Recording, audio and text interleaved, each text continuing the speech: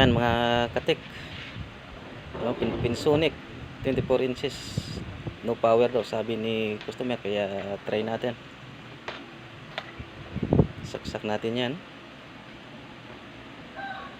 Yan po, napansin ko na yung indicator light dyan sa gilid wala talagang ilaw, kaya try natin baklasin kung ano nga ba yung sira ng unit ni ma'am. Okay guys,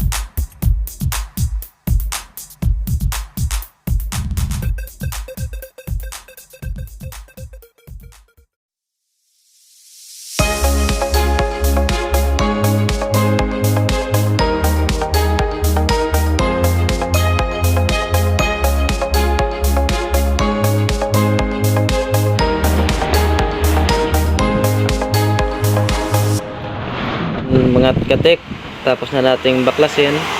So ngayon continuity check tayo. Isi-set na lang natin to sa buzzer para malaman natin kung okay ba yung fuse natin. Kaya ayan.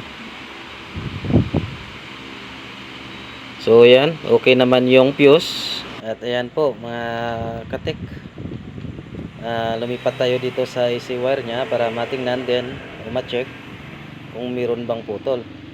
Kaya nga mga katek, dito ko nakita na yung kabilang side ng AC wire natin ay hindi na tumutunog. Kaya try natin itong palitan ito. Baka ito lang ang sira ng unit na to. So yan guys, pinalitan ko na po ng bagong wire yan. At mamaya try natin kung magiging okay na ba ang unit na to. Okay guys, maya ay tingnan natin.